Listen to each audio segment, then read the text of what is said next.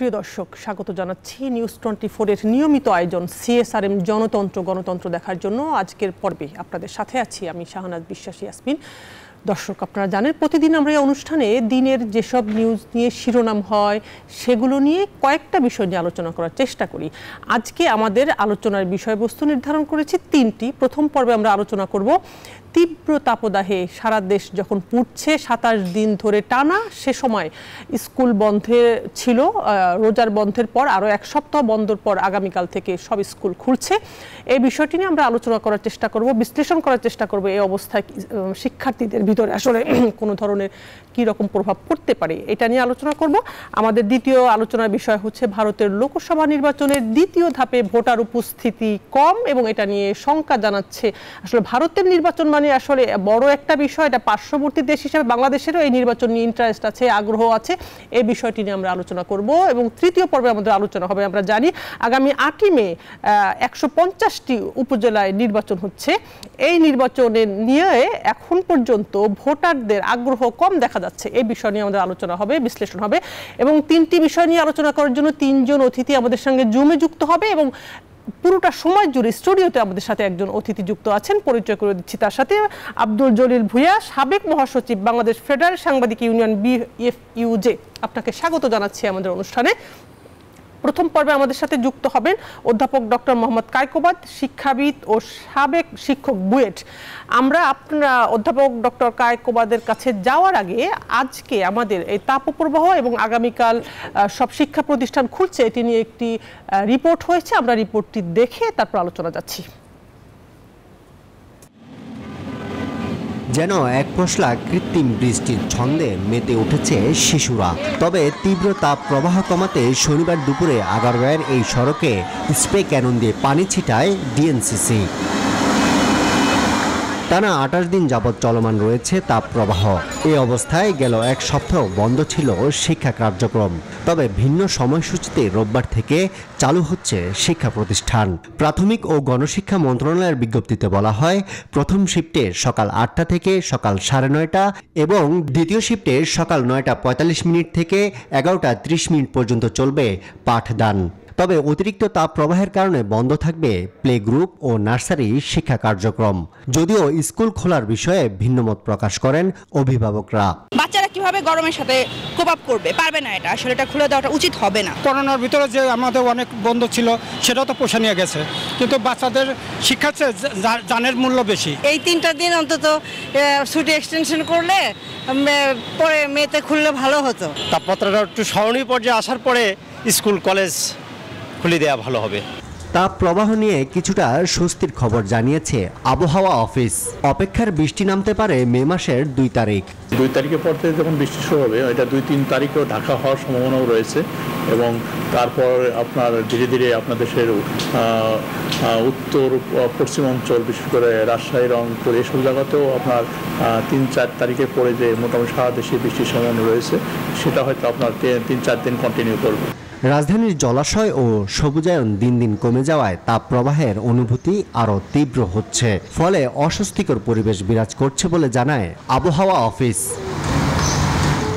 Ariful Islam, news 24, Dhaka. অধ্যাপক doctor Mohammad Kaykobad, আপনার কাছে যাচ্ছি শুরুতে। প্রতি বছর এপ্রিল মাসটা আসলে অনেক বেশি গরম হয়। এটা জলবায়ু পরিবর্তনের কারণ বলা হয়ে থাকে। বিশেষজ্ঞরা বলেন অতি বৃষ্টি, বৃষ্টির সময় অতি শীত, শীতের সময় এবং গরমের সময় অতি গরম। কিন্তু এবছর যেটা হচ্ছে, টানা 27 দিন ধরে অতীতের সব রেকর্ড ছাড়িয়েছে। আবহাওয়া অধিদপ্তর এমনটাই বলছে, টানা 27 দিন সারা দেশে একই রকমভাবে গরম হচ্ছে। 40 থেকে 42 ডিগ্রি, 43 ডিগ্রি গতকাল ছিল। অন্যান্য সময় দেখা যেত যে একই এলাকায় এক রকম, এক সপ্তাহ বাদে অন্য এলাকা, কিন্তু এবার 75% এলাকা জুড়ে সারা দেশের একই সময় গরমটা হলো। এই যে জলবায়ু পরিবর্তনের ফলে এরকম একটা তাপপ্রবাহ বইছে সারা দেশে। এদিকে আবহাওয়া অফিসও হিট অ্যালার্ট জারি করেছে দ্বিতীয়বারের মতো আগামী 3 দিন থেকে। তবে রোজার সময় যে সরকারি ছুটি ছিল স্কুল কলেজগুলো, সেটা এই তাপপ্রবাহের কারণে এক সপ্তাহ বাড়িয়ে ছিল সরকার। আগামীকাল 28 তারিখ থেকে স্কুল কলেজ যথাক্রমে খুলছে। এই সময় আপনি আমাদের রিপোর্টটা দেখছিলেন যে অভিভাবকরা বলছেন যে আসলে এই হিট অ্যালার্টের ভিতরে স্কুল কলেজ খোলা ঠিক হয়নি। আপনার পর্যবেক্ষণ, আপনার বিশ্লেষণ কি বলে এই তাপপ্রবাহের সাথে এই যে শিক্ষার্থীদের শারীরিক অবস্থা কতটুকু তারা মানে ম্যাচ করতে পারবে, স্কুল আসলে কোনো ধরনের শারীরিক সমস্যা হতে পারে কিনা, যদি সবকিছু নিয়ে আপনার বিশ্লেষণ জানতে চাচ্ছি। আপনাকে ধন্যবাদ। আমি বাংলাদেশ প্রকৌশল বিশ্ববিদ্যালয় থেকে অবসর গ্রহণ করে এখন ব্র্যাক বিশ্ববিদ্যালয়ে কর্মরত। আচ্ছা, ধন্যবাদ। অত্যন্ত গুরুত্বপূর্ণ ইস্যু, আমরা জানি এটা সরকারের নজরে আছে এবং এক সপ্তাহ তো আমাদের বন্ধ ছিল এবং সমস্যাটা অনেক বড়। আপনারা জানেন যে ঢাকা শহরে বনায়নের যথেষ্ট অভাব আছে, বনের পরিমাণ কম, গাছ আমাদের লাগাতে হবে, এই বিষয়ে আমাদের এগিয়ে আসতে হবে। এখন আমি লক্ষ্য করলাম যে একটা রিপোর্টে বলছে ৭৬ বছরের মধ্যে সবচেয়ে বেশি তাপমাত্রা এই এপ্রিল মাসে এবার এটা হয়েছে। তো এটা অবশ্যই চিন্তার বিষয়। তো সুখের বিষয় হলো সম্ভবত ২ তারিখের থেকে বৃষ্টি হওয়ার একটা সম্ভাবনা আছে। আমাদের আগের টেম্পারেচার ৩৯ থেকে ৪১ মধ্যে ছিল, আগামী কালো ৩৯, এরকম চলবে, এটা বেশি। তো সময়টা আমার মনে হয় যে আরেকটু সকালে যদি আমরা পাঠদান শুরু করতে পারতাম ৭:৩০ বা ৭টা, তখন সম্ভবত টেম্পারেচারটা একটু কম থাকে, এটা বিবেচনায় আনা যেত। তাছাড়া তো বলা আছে খুবই ছোট ছেলেমেয়েরা স্কুলে যাবে না, তারপরে তাপমাত্রা যদি খুব বেশি হয় তখন তো আমরা বন্ধ করে দিতে পারবো, এটাও সত্য। করোনা আমলে আমরা খুবই ক্ষতিগ্রস্ত হয়েছি। এই যে তাপমাত্রা বেশি, এই সময়টা কিন্তু আমরা অনলাইনে পাঠদান করতে পারতাম। আমাদের এটা বুঝতে হবে যে নানাভাবেই অনলাইনে পাঠদানটা খুব ভালো বিকল্প আমাদের জন্য।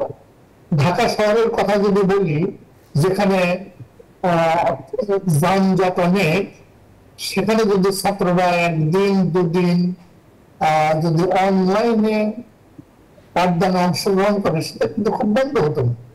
আমরা করোনা থেকে বের হয়ে আসছি, কিন্তু করোনার কিন্তু ব্লেসিংস ইন ডিসগাইজও হয়েছে যে আমরা সবাই একত্রে একই জায়গায় সভা অনুষ্ঠান না করে অনলাইনে করতে পারি।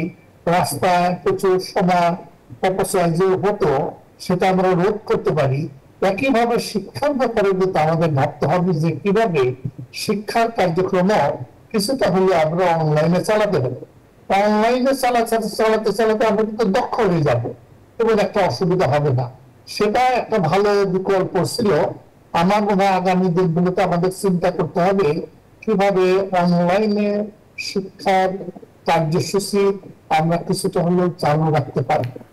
আমি আশা করছি যে বৃহস্পতিবার শুক্রবার যদি বৃষ্টি হয় তাহলে সম্ভবত সমস্যাটা একটু কমে যাবে।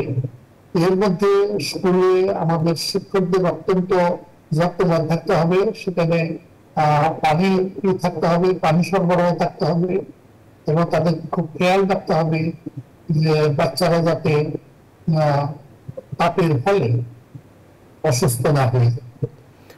ডক্টর মোহাম্মদ কায়কোবাদ, আমরা যেটা শিক্ষা মন্ত্রণালয় থেকে জেনেছিলাম যে গ্রামের অভিভাবকরা স্কুল বন্ধ হোক এটা চায় না, শহরের অভিভাবকরা চায়। অভিভাবকদের সাথে তো এক ধরনের যোগাযোগ হয় শিক্ষকদের সাথে, সেক্ষেত্রে শহরে অনলাইনে ক্লাস, গ্রামে অনলাইনে ক্লাস হচ্ছে না সরাসরি, সেটা কি এই বিষয়টা কি পারতো বা কতটা সম্ভব ছিল আসলে যদি চাইতো সরকার? গ্রামে ক্লাস সরাসরি ক্লাস হতো কিন্তু শহরে অনলাইনে হতো, কারণ করোনার সময় তো আমরা অনলাইনে অভ্যস্ত হয়েছি। আমার মনে হয় যে অনলাইনের যে বিকল্পটা আমাদেরকে ভেবে দেখা দরকার, এটাকে ব্যবহার করা দরকার। আমরা যত বেশি ব্যবহার করব তত বেশি কার্যকর, তত বেশি সফলতা আসবে। নানা কারণে অনলাইনে পাঠদানের অনেক ইতিবাচক দিকও আছে, নেতিবাচক দিক আছে আমরা জানি, কিন্তু ইতিবাচক দিকও আছে। এই যে যেমন উচ্চ তাপমাত্রার সময় এখন কিন্তু আমরা এটাকে ব্যবহার করতে পারি, করোনার সময় এই ধরনের সময় আমরা এটাকে ব্যবহার করতে পারি, কমপক্ষে ওই সময় ব্যবহার করতে পারি। আমার ধারণা যেভাবে প্রযুক্তি অগ্রসর হচ্ছে যেভাবে প্রযুক্তি অগ্রসর হচ্ছে এবং আমাদের দেশে বিশেষ করে ঢাকা শহরের মতো মহানগর যেগুলো সেখানে যেভাবে যানজট বাড়ছে, সেখানে ওই শ্রেণী কক্ষে পাঠদান সবসময় এত সহজ হবে না এবং এর ফলে প্রচুর ভোগান্তি হবে, দুর্ভোগ হবে, যানজটের সময় অপচয় হবে, অর্থের অপচয় ঘটবে, গ্যাসের অপচয় ঘটবে, বেশি বেশি গাড়ি চলবে, অযথাই গাড়ি চলবে, তাই না? সুতরাং আমাদের এই বিকল্পটা খুঁটিয়ে দেখা দরকার কিভাবে আমরা এই বিকল্পটাকে ব্যবহার করতে পারি। করোনার সময় কিন্তু আমরা দারুণভাবে ক্ষতিগ্রস্ত হয়েছি। আমরা করোনার সময় পাঠদান আসলে অতটা করতে পারি নাই, তা আমাদের করা উচিত ছিল। সরকারও যে টেলিভিশনের মাধ্যমে পাঠদান শুরু করেছিল সেটাকে আরো জোরদার করা উচিত ছিল। আমি তো সেটা দেখি না। এখন যদি এই যে 7 দিন আমরা বন্ধ করে দিলাম, আমরা জানি পড়ালেখাটা দারুণ ভাবে ক্ষতিগ্রস্ত হয়েছে বাংলাদেশে, অন্য কোনো দেশে কিন্তু এতটা ক্ষতিগ্রস্ত হয় নাই। তা আমরা টেলিভিশনের মাধ্যমে পাঠদান করতে পারতাম, আমরা কেন করলাম না? আমাদের তো সেই পরিকল্পনা থাকা উচিত ছিল। প্রত্যেকটা ছেলে মেয়ে এই করোনার সময় প্রতিদিন 1.5-3 ঘন্টা সময় তাদের যাতায়াতে খরচ হতো, এই সময়টা বেঁচে গেল। ওই সময়টা তো আমাদের ব্যবহার করতে হবে, ইতিবাচক কোনো কাজে ব্যবহার করতে হবে। তাছাড়া তো আমরা জানি যে সময় যদি এরকম থাকে ছেলেমেয়েরা নষ্ট হবে, তাদেরকে এনগেজ রাখতে হবে। আমরা চাইলে ঢাকা শহরের মতো বড় শহরগুলোতে চাইলে সরকার অনলাইনে শিক্ষার্থীদের ক্লাস নিতে পারতো, সেটা আসলে করা হয় নাই।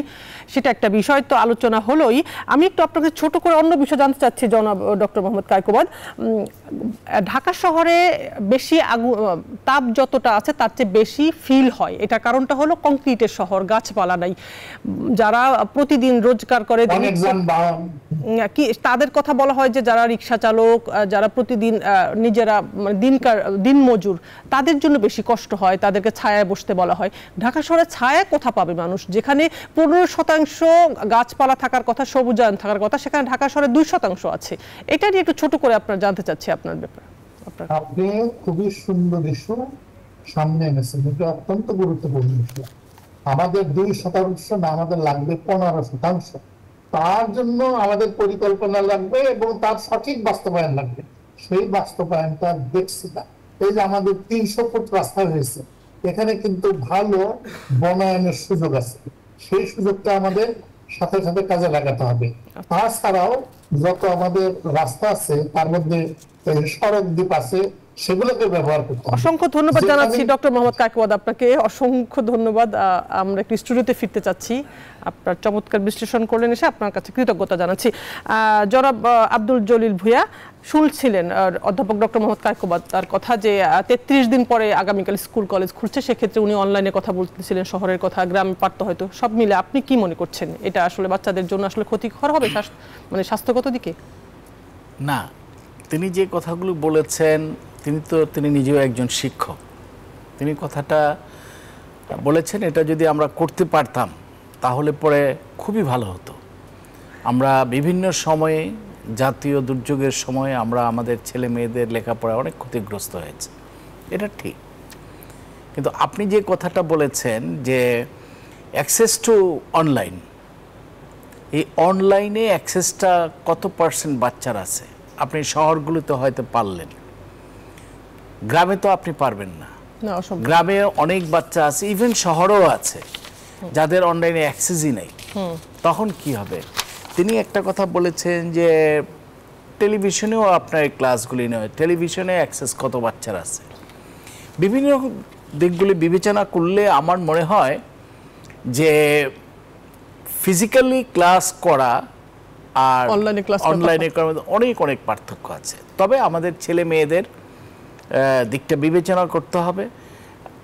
আবহাওয়া অফিস যা বলছে 2-1 দিনের মধ্যেই বৃষ্টি হতে পারে, তখন আবহাওয়ার একটু সহনীয় পর্যায়ে আসবে আমাদের ধারণা। আমরা খবরগুলো থেকে তাই জানলাম।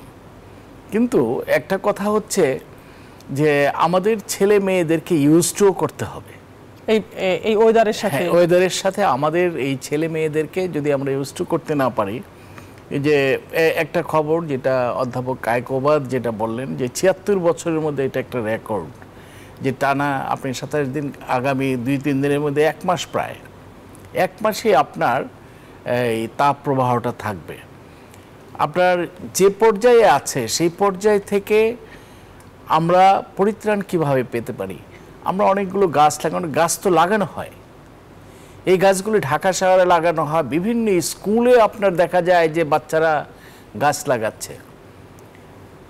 এটা পরিবেশ দিবসে লাগে 5ই জুন, আপনারা দেখবেন অনেক গাছ লাগানো হবে, কিন্তু এই গাছগুলি মেনটেন করা হয় না। এগুলোকে কে দেখাশোনা করবে? দেখাশোনা করার জন্য কেউ নাই। আমরা খুব ঘটা করে গাছগুলো লাগালাম, তারপরে না। আর ঢাকা শহরের কথা যদি আমরা বলি, আমাদের তো ঢাকা শহরের কাছে এবং ঢাকা শহরে আমরা বেড়ে উঠেছি।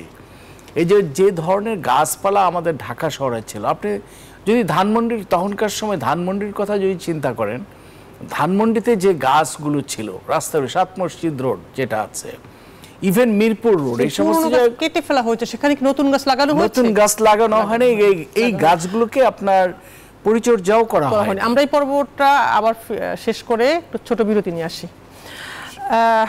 আমরা একটা ছোট্ট বিরতিতে যাচ্ছি, তার আগে অধ্যাপক ডক্টর মোহাম্মদ কায়কোবাদ, আপনাকে অসংখ্য ধন্যবাদ জানাচ্ছি আমাদের সঙ্গে যুক্ত থাকার জন্য। আপনি ভালো থাকবেন। প্রিয় দর্শক, সিএসআরএম গণতন্ত্রের ছোট্ট একটা বিরতিতে যাচ্ছি, সাথেই থাকুন। দর্শক, সিএসআরএম গণতন্ত্রে আবারও স্বাগত জানাচ্ছি আপনাদেরকে।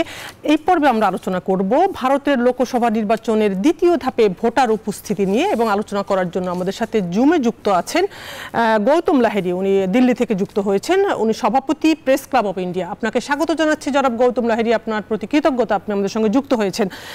আমি সরাসরি প্রশ্নে চলে যাচ্ছি। ভারতের নির্বাচন নিয়ে এত বড় রাষ্ট্রের সব মানুষের তো একটা এত আগ্রহ থাকবে, পাশাপাশি পার্শ্ববর্তী দেশ হিসেবে বাংলাদেশের অনেক বড় একটা আগ্রহের জায়গা, বিশ্বের অনেক দেশের আগ্রহের জায়গা ভারতের নির্বাচন নিয়ে, অবশ্যই এটা আপনি জানেন জনাব গৌতম লাহিড়ী। সেই সময় যত এই নির্বাচনের আগে সবার একটা ধারণাই ছিল যে ক্ষমতাসীন দল বিজেপির পক্ষেই আবারও ভোট আসবে, এমনটা ভোটারদের সাথে কথা বলেও জানা গিয়েছিল। প্রথম দফা নির্বাচন হলো লোকসভার, যেটা সেই তখন পর্যন্ত বিজেপির পক্ষে ছিল মানুষের ধারণাটা, কিন্তু দ্বিতীয় দফা যখন নির্বাচনটা হলো, কেন এই ধারণা পাল্টে গেল? ভোটার উপস্থিতিতে কি অস্বস্তিতে পড়লো বিজেপি? এটা কি আপনার মনে হয় কিনা জনাব গৌতম লাহিড়ী? নাম্বার 1। আমার দ্বিতীয় প্রশ্ন হলো যে এইটা কেন আসলে ঘটলো, যে জায়গাগুলোতে বিজেপির পুরোপুরি তাদেরই আসন পাওয়ার কথা, ভোটের উপস্থিতি যতটা পার্সেন্ট থাকার কথা তার থেকে অনেক কমে গেল দ্বিতীয় দফা নির্বাচনে। আপনার বিশ্লেষণ কি বলে পরবর্তী ধাপের নির্বাচনগুলো কি হতে যাচ্ছে বিজেপির জন্য? সেখানে কংগ্রেসই বা কি পেতে যাচ্ছে? জনাব গৌতম লাহিড়ী।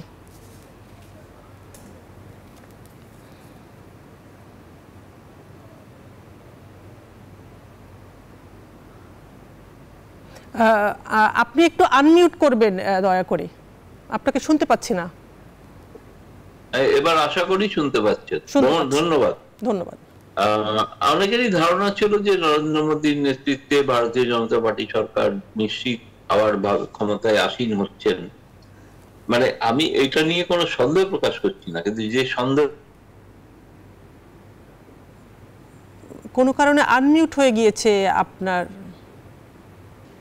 আমাদের সেটা হচ্ছে যে এই কোনো ভাবাবেগ বা নরেন্দ্র মোদীর নামে যে উচ্ছ্বাস যেটা দেখার কথা ছিল সেটা কিন্তু দেখা যায়নি। এবং যে কারণে যে ভোটের যে শতাংশ এত কমে যাওয়া, যেটা অবশ্যই মানে ভারতে ভোটের সংখ্যা সবসময় ভোটের শতাংশ অনেক বেশি হয়ে থাকে। এবার দ্বিতীয় পর্যায়ে প্রায় সেটা 10% কাছাকাছি অনেক জায়গাতেই কম হয়েছে। এটা অভাবনীয় ছিল। অভাবনীয় অনেকগুলো কারণ থাকতে পারে। প্রথম কারণ নিশ্চিতভাবে একটা গ্রীষ্মের দাবদাহর একটা কারণ আছে। দ্বিতীয় কারণ হচ্ছে মানুষ অনেকে ধরে নিয়েছিলেন হয়তো যে নরেন্দ্র মোদী তৃতীয়বারের জন্য নির্বাচিত হয়ে আসছেন, ফলে আমি নাই বা গেলাম, অন্য কেউ যাক ভোট দিক, সেজন্য না যাওয়ার একটা প্রবণতা ছিল। তৃতীয়ত যেটা হয়েছে, যেটা লক্ষণীয় বিষয়, সেটা হচ্ছে যে ভারতীয় জনতা পার্টির যারা সমর্থক, যারা ভোট দিয়েছিলেন, তাদের অনেকে এবারে কিন্তু ভোট দেননি বলে খবর পাওয়া যাচ্ছে। এবং সেটা তাদের নানা ধরনের অনেক কিছু বিষয় রয়েছে, তাদের প্রার্থী মনোনয়ন, প্রার্থী চয়ন, এবং সে ব্যাপারে একটা সংশয় ভারতীয় জনতা পার্টির মধ্যে আছে। ফলে যে কারণে আমি এখনই আপনি যেভাবে বলছেন আমি সেভাবে বলছি না যে এই মুহূর্তে যে ভারতীয় জনতা পার্টি পিছিয়ে পড়েছেন, এটা আমি বলতে পারছি না। কিন্তু আমরা যতটা আশা করছিলাম ততটা আশানুরূপ ভোট কিন্তু পড়ছে না, এটা ঘটনা। এই কারণে অস্বস্তিতে আছে নিশ্চয়ই বিজেপি। নিশ্চয়ই তাদের ভিতর কি অস্বস্তি বাড়লো এই দ্বিতীয় দফা নির্বাচনের ভোটার উপস্থিতি দেখার পরে? আমার মনে হয় নিশ্চিতভাবে তাদের অস্বস্তি বেড়েছে। তারা এটা এতটা তারা আশা করেননি যে তাদের জন্য মানুষ ভোট দিতে আসবেন না, এইটা কখনোই তারা ভাবেননি আর কি। এটা ঘটনা নিশ্চিতভাবে তারা ভাবছেন যে পরবর্তী পর্যায়ে কিভাবে মানুষকে প্রলোভিত করে বা প্রলুব্ধ করে বুথে ভোট দেওয়াতে নেওয়া আসা যায়। কারণ ভারতে তো সবসময় আর কি সরকার পরিবর্তন হোক বা থেকেই যাক, সেটা মানুষের ভোটেই হয়ে থাকে। ফলে এটা নিশ্চিতভাবে ভারতে নরেন্দ্র মোদী সরকার, যেটা ধারণা আপনাদের ওখানেও আছে আমাদের এখানেও ছিল, তিনি তৃতীয়বারের জন্য প্রায় নিশ্চিত। কিন্তু এই নিশ্চয়তার জায়গায় কিন্তু আমি বলবো সত্যি কথাই, যেটা হচ্ছে যে একটা প্রশ্ন চিহ্ন তৈরি হয়েছে, এ বিষয়ে কোনো সন্দেহ নেই। তার মানে ভোটের আগে থেকে যে ধারণা করা হয়, এই নিশ্চয়তা কি আসলে কখনো দেওয়া সম্ভব না ভোটের ক্ষেত্রে? আপনার অভিজ্ঞতা কি বলে জনাব গৌতম লাহিড়ী? আপনারা অনেকেই হয়তো ওপিনিয়ন পোল দেখেছেন, এবং ওপিনিয়ন পোলগুলো তো ভারতীয় জনতা পার্টিকে অনেকাংশে এগিয়ে রেখেছিল। কিন্তু সেই ওপিনিয়ন পোল অনুসারে যে ভোটারদের যে উচ্ছ্বাস যেটা হওয়ার কথা ছিল, সেটা কিন্তু দেখা গেল না। এটা ঘটনা, এটা ভারতীয় জনতা পার্টিকে নিশ্চিতভাবে চিন্তায় ফেলেছে। পরবর্তী ধাপের নির্বাচন, ছোট করে জানতে চাচ্ছি জনাব গৌতম লাহিড়ী, পরবর্তী ধাপের নির্বাচনগুলিতে কি ভোটার উপস্থিতি আশা মনে হচ্ছে আপনার যে আরো বাড়বে দ্বিতীয় ধাপের থেকে? না, ধরুন আমি দ্বিতীয় পর্যায়ে ভোটের আগেও কিন্তু নরেন্দ্র মোদী এবং রাহুল গান্ধী দুজনেই আবেদন করেছিলেন ভোটারদের কাছে যে আপনারা বেশি সংখ্যক মানুষ এসে ভোট দিন। ফলে এখন সেক্ষেত্রে কিন্তু মানুষ সেইভাবে কিন্তু প্রতিক্রিয়া দেননি বা ভোট দেননি। বিশেষ করে বিজেপির যেগুলো শক্ত জায়গা বলে পরিচিত হিন্দিভাষী এলাকায়, সেখানে তো ভোটের শতাংশ কমে গিয়েছে। আগামী দিনে এরপরে অনেকটা ধরুন গ্যাপ আছে, প্রায় 7ই মে অনেকদিন গ্যাপ আছে। ফলে এর মধ্যে নিশ্চয়ই একটা কোনো উদ্যোগ হয়তো নেবে ভারতীয় জনতা পার্টি, নির্বাচন কমিশন বিশেষ করে, যে যাতে ভোটাররা আরো বেশি সংখ্যায় বুথে ভোট দিতে আসে, উপস্থিতি যাতে বাড়ে সে ব্যাপারে নিশ্চয়ই তার দলের পক্ষ থেকে থাকবে। জনাব গৌতম লাহিড়ী, আপনাকে অসংখ্য ধন্যবাদ, কৃতজ্ঞতা জানাচ্ছি আপনাকে, আপনি আমাদের সঙ্গে যুক্ত হওয়ার জন্য। আমরা একটু স্টুডিওতে ফিরছি। ধন্যবাদ আপনাকেও। জনাব আব্দুল জলিল ভুঁইয়া, শুনছিলেন গৌতম লাহিড়ীর কথা। ভোটের আগে নরেন্দ্র মোদী সহ তার দলের যে মন্ত্রী নেতাদের যে প্রচারণা ছিল, একটা বিষয় ছিল যে মুসলমানদের মধ্যে বিলিয়ে দেয়া মানুষের সম্পত্তি, এই বিষয়গুলো ছিল, এগুলো কি আসলে কি কাজে লাগে লাগলো দ্বিতীয় দফায় এসে? আপনার কি মনে হয়? না, এটা আপনি যদি আমি বলে নিই যে ভারতে যখন নির্বাচন হয় কিংবা বাংলাদেশে যখন নির্বাচন হয়, আমাদের কৌতূহলটা থাকে। এবারে ভারতের নির্বাচনে, আপনার লোকসভা নির্বাচনের যে গৌতম লাহিড়ী যেটা বলছিলেন যে উচ্ছ্বাস, নরেন্দ্র মোদীকে কেন্দ্র করে যে উচ্ছ্বাসটা হওয়ার কথা ছিল সেই পরিমাণে হয় নাই, এবং যার ফলে ভোটার আপনার সেই টার্ন আউটটা কম। আর বাংলাদেশ আপনার সবসময় চিন্তা করে যে ভারতে কে ক্ষমতায় আসলো। বাংলাদেশের সাথে ভারতের যে বন্ধুত্বপূর্ণ একটা সম্পর্ক আছে, এবং অনেক কিছুকে কেন্দ্র করে আপনার তাদের সাথে আমাদের সম্পর্ক, এই জায়গাটাতে আপনার যখন ভোটার টার্ন আউট কম, আর আপনি যেটা বলছেন যে মুসলমানদের নিয়ে যে আপনি প্রত্যেকটা বাংলাদেশে যেমন আছে ভারতেও আছে, যে সংখ্যালঘু বিষয়গুলো আছে, এবং নরেন্দ্র মোদী চেষ্টা করেছে যে মুসলমানদের বিরুদ্ধে বলে আপনার ভোট টানার জন্য, কিন্তু সেই পরিমাণে হয় না। আপনি দেখবেন একসময় বাংলাদেশে আপনার যেমন আওয়ামী লীগকে দোষারোপ করে তো হিন্দুদের সাথে তার সম্পর্ক ভালো, এবং এইটা বলে অনেকগুলো স্লোগানও বাংলাদেশে দেওয়া হয়েছে। ওইটা সেই সময় কিন্তু কাজে লেগেছে, কিন্তু এখন কিন্তু আর সেটা কাজে লাগে না। মানুষ যখন সচেতন হয়, বোঝার চেষ্টা করে, এটা হয় না। মানুষের সবচেয়ে বড় জিনিস তার অর্থনৈতিক উন্নয়নটা কি হচ্ছে, আর ধর্মের দিকটা সবসময় কাজে একবার দুইবার লাগতে পারে সবসময়। আপনি ভারতেও যে আপনার মুসলিম বিরোধী একটা সেন্টিমেন্ট আপনার কাজে লাগানোর চেষ্টা করেছে বিজেপি, সেই জায়গাটাতে আপনার কমে আসছে, কিন্তু আগামীতে আমার ধারণা আরও কমে আসবে। ফলে আপনার ভারতের রাজনীতিটাও অন্য। এইখানে ব্যর্থতাটা হচ্ছে বিরোধী দলের। বিরোধী দল সেভাবে তাদের ইস্যুগুলিকে সামনে জনগণের সামনে নিয়ে আসতে পারে নাই। জনগণের সামনে যদি ইস্যুগুলো, তাদের যে ইস্যুগুলো আছে সেগুলো নিয়ে আসতে পারতো। আপনি দেখেন কিছুদিন আগেও ভারতে যে কৃষকের আন্দোলনটা হয়েছে, সেই জিনিসটাকে পুঁজি করেও কিন্তু বিরোধী দল আসতে পারত। সেই জায়গাটায় তারা ব্যর্থ হয়েছে।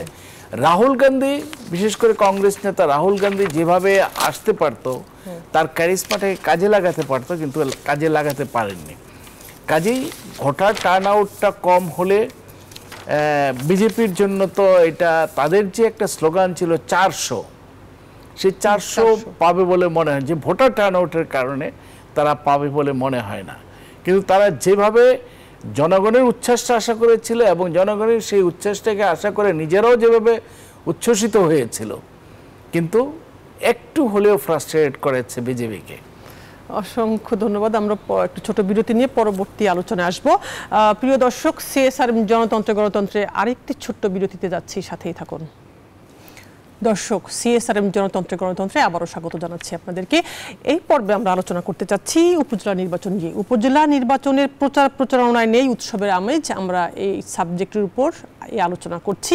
এবং আলোচনা করার জন্য এই মুহূর্তে আমাদের সাথে স্টুডিওতে একজন অতিথি তো আছেনই, আমাদের সাথে জুমে যুক্ত আছেন অধ্যাপক ডক্টর নাসিম বানু, উপ-উপাচার্য, বাংলাদেশ উন্মুক্ত বিশ্ববিদ্যালয় ও স্থানীয় সরকার বিশেষজ্ঞ। জনাব অধ্যাপক ডক্টর নাসিম বানু, আপনাকে স্বাগত জানাচ্ছি, আমাদেরকে কৃতজ্ঞতা জানাচ্ছি আপনার যুক্ত থাকার জন্য। আপনার কাছে প্রশ্নটা হলো, আপনি তো স্থানীয় সরকার বিশেষজ্ঞ, স্থানীয় সরকার নির্বাচনগুলো নিয়ে মানুষের সবসময় দেখেছি অনেক আগ্রহ থাকে। এটা যেমন সত্য, একই সাথে আওয়ামী লীগের বড় শক্তি হলো তৃণমূলের রাজনীতি। সেক্ষেত্রে 2015 সালে যখন স্থানীয় সরকার নির্বাচন আইনটি সংশোধন করা হলো, সংশোধন করে দলীয় প্রতীকে নির্বাচন শুরু হলো, তারপরে 19 সালে নির্বাচন হলো দলীয় প্রতীকে। সে সময় আমরা দেখেছি যে কি পরিমাণ আসলে জ্বালাও পোড়া সারা দেশে হয়েছে। এবার যখন আবার একটা সংশোধনী আসলো কিছুদিন আগে, সেখানে এখনকার যেভাবে তারা বলছে যে সংশোধনীতে যেটা আছে তাতে দলীয় প্রতীক ছাড়াও নির্বাচন করা যাবে। সেই ক্ষেত্রে দলীয় প্রতীক ছাড়া নির্বাচন হচ্ছে এবার। এবং প্রথম থেকেই আওয়ামী লীগ থেকে বলা হচ্ছে যে আওয়ামী লীগ সরকার প্রধান যিনি আছেন, আওয়ামী লীগ সভাপতি যিনি আছেন, তিনি বারবার বলছেন যে দলের মন্ত্রী এমপিদের এবং নেতাদের আত্মীয় স্বজনরা নির্বাচনে আসতে পারবে না। এটা তো কোনো আইনে নেই। এটা কেন বলা হচ্ছে? নিশ্চয়ই এটার ব্যাখ্যা যখন দিচ্ছেন সাধারণ সম্পাদক বলছেন যে আসলে নির্বাচনটা স্বচ্ছ, নিরপেক্ষ, অবাধ করার জন্য করা হচ্ছে। এটা কতটা মানছে না মানছে সেটা নিয়ে একটা তো বিতর্ক আছেই। কিন্তু মানুষের যে এই নির্বাচনে কেন মানুষের উৎসব নেই? কারণ মানুষ তো, বাংলাদেশের মানুষ আসলে ভোটকে উদযাপন হিসাবে দেখে, উৎসব হিসাবে দেখে। তৃণমূলের নির্বাচন, স্থানীয় সরকার নির্বাচন আরো বেশি। কেন জনসম্পৃক্ততার ঘাটতি এবার নির্বাচনে? অধ্যাপক ডক্টর নাসিম বানু, আপনার বিশ্লেষণ জানতে চাচ্ছি। ধন্যবাদ আপনাকে। আসলে জনসম্পৃক্ততার ঘাটতির একটি অন্যতম প্রধান কারণ কিন্তু বর্তমান আবহাওয়াটা। আপনার প্রচারণা চলে সারাদিন ব্যাপী উৎসব মুখর ভাবে আর কি। এই প্রচারণার জন্য এই তাপদাহের মধ্যে কিন্তু মানুষ আসলে বাইরে বের হচ্ছে না। এটা মানুষ এখন অনেক সচেতন, কারণ সবসময় আবহাওয়া অধিদপ্তর প্রচারণা চালাচ্ছে এবং আমরা সবসময় মিডিয়াতে আপনাদের প্রচারণায় দেখতে পাচ্ছি বিভিন্ন চ্যানেলে যে বের হলে নেগেটিভ ইম্প্যাক্টটা কি হতে পারে। এটা একটা দিক। আর একটা দিক হচ্ছে যে এখন কিন্তু প্রচারণার অনেক মুড আছে। আপনি মনে করেন যে প্রচন্ড তাপদাহের জন্য তাদেরকে ফিজিক্যালি দেখা যাচ্ছে না, কিন্তু ভার্চুয়াল মুডে কিন্তু হয়। এখন কিন্তু মানুষ হোয়াটসঅ্যাপ গ্রুপ করে নেয় বা বিভিন্ন মেসেজ দিয়ে প্রচারণা চালায়, এগুলা কিন্তু আপনারা জানেন। আর প্রচারণা যদি নাই হবে তাহলে আমি কথা বলছি কেন? আমরা আপনাদের মিডিয়াদের সবসময় কিন্তু দেখতে পাচ্ছি যে একেবারে কতটুকু আপডেট আমরা উপজেলা নির্বাচনে। সেটা আরেকটি বিষয়, সেটি হলো যে সমস্ত দলগুলা যদি অংশগ্রহণ করত তাহলে এটা একটা প্রতিদ্বন্দ্বিতাপূর্ণ নির্বাচন হতো। এদিক থেকে রাজনৈতিক দলগুলো যদি আপনি বলেন শুধুমাত্র সরকারের পক্ষে বা নির্বাচন কমিশনের পক্ষে কিন্তু একটি স্বতঃস্ফূর্ত নির্বাচন নির্বাচন নিশ্চিত করতে গেলে সমস্ত রাজনৈতিক দলগুলোর কিন্তু দায়িত্ব আছে। এটা কিন্তু নির্বাচন কমিশনের দায়িত্ব না। ওনারা ওনাদের আন্তরিকতার জায়গা থেকে নেগোসিয়েশন করছেন, আমন্ত্রণ জানাচ্ছেন, ঠিক আছে। এটি রাজনৈতিক দলগুলোরই দায়িত্ব হচ্ছে যে নির্বাচনে অংশগ্রহণ করা। একটা রাজনৈতিক দল যখন নিজের ইনস্টিটিউশন লিঙ্কেজ বা সাংগঠনিক কাঠামোকে শক্তিশালী করতে চায় তখন তাদেরকে কিন্তু স্থানীয় পর্যায়ে নির্বাচনে অংশগ্রহণ করতে হবে। আর নির্বাচন বিমুখ হয়ে গেলে তখন দলকে বুঝতে হবে সে গণতন্ত্র বিমুখ হয়ে গেছে। কারণ আপনি যদি আপনার প্রার্থীদেরকে বা আপনার সমর্থকদেরকে নির্বাচনে অংশগ্রহণ করতে না দেন তাহলে আপনি আপনার গ্রহণযোগ্যতাটা বুঝবেন কি করে? এক্ষেত্রে যদি ধরেন এবার দলীয় প্রতীকে নির্বাচন হয়নি, বেশি কোনো দলই এবার দলীয় প্রতীকে নির্বাচন করছে না, তাহলে দলীয় প্রতীকে যদি নির্বাচন না হয় এতটুকু উদারতা বোধহয় দেখানো যেত যে এই যে বহিষ্কারের প্রবণতা, এটাও কিন্তু একটা নেগেটিভ ইম্প্যাক্ট ফেলছে। আমরা যতই বলে থাকি না কেন, এটি মনে করেন যে বিভিন্ন দল থেকে যে বহিষ্কার করা হচ্ছে এটা কিন্তু একটা নেগেটিভ ইম্প্যাক্ট পড়ে আর কি। আরেকটি কথা আপনি যেটা বলছিলেন, এই একটা বিষয় কিন্তু আমি মনে করি যে আমি গতদিনও আপনাদের একটা প্রোগ্রামে বলেছি, আজকেও আমি বলছি, সেটি হলো যদি আপনি নির্বাচন ব্যবস্থাকে প্রাতিষ্ঠানিকরণ করতে চান তাহলে কিন্তু আপনাকে নির্বাচন প্রভাব মুক্ত করতে হবে, লেভেল প্লেইং ফিল্ডটাকে ঠিক রাখতে হবে। সেদিক থেকে যদি বলেন যে আওয়ামী লীগ সরকারি দল হিসেবে যেটি বলেছেন যে ওনাদের যারা মন্ত্রী এমপিদের নিকট আত্মীয় বা ব্লাড রিলেশন যারা, তারা অংশগ্রহণ করতে পারবে না, কারণ আমরা জানি যে ওনাদের উপস্থিতিটাই কিন্তু একটা প্রভাব। তার মানে কি, আমি গণতান্ত্রিক চর্চাকে, নির্বাচনী ব্যবস্থাকে শক্তিশালী করার জন্য স্থানীয় পর্যায় থেকে একটা সিস্টেম ডেভেলপ করতে চাচ্ছি।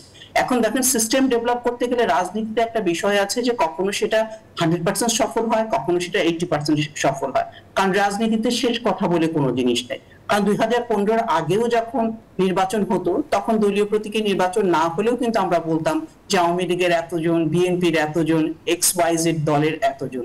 ঠিক আবার দলীয় প্রতীক নিয়ে নির্বাচন হলো 2টা নির্বাচন, আবার এখন দলীয় প্রতীক নিয়ে নির্বাচন হচ্ছে না। এই যে আপনাকে, আমার মনে হয়েছে যে ওনারা একটা স্টাডি ওয়ার্ক করেছে, বা ধরেন এই স্টাডিতে দেখা গেছে যে দলীয় প্রতীক বিহীন নির্বাচনটাই ভালো, কারণ তাতে স্থানীয় গণ্যমান্য ব্যক্তিরা স্বতঃস্ফূর্তভাবে কনফিডেন্স পায় যে আমরাও নির্বাচনে অংশগ্রহণ করব। স্থানীয় পর্যায়ে নির্বাচনটা। আপনাকে ধন্যবাদ জানাচ্ছি আমাদের সঙ্গে যুক্ত থাকার জন্য। আমরা আন্তরিকভাবে দুঃখিত, আমাদের শেষ পর্যায়ে চলে আসছে অনুষ্ঠানে, আমরা স্টুডিওতে ফিরছি। আপনার প্রতি কৃতজ্ঞতা জানাচ্ছি যুক্ত থাকার জন্য অধ্যাপক ডক্টর নাসিম ভানু। আব্দুল জলিল ভূঁইয়া জনাব বলছিলেন, নাসিম ভানু, যে আসলে নানান কথা, যে যখন সব রাজনৈতিক দল অংশগ্রহণ না করে তখন আসলে এই নির্বাচনটা মানুষের প্রতি মানুষের আগ্রহ কম থাকে।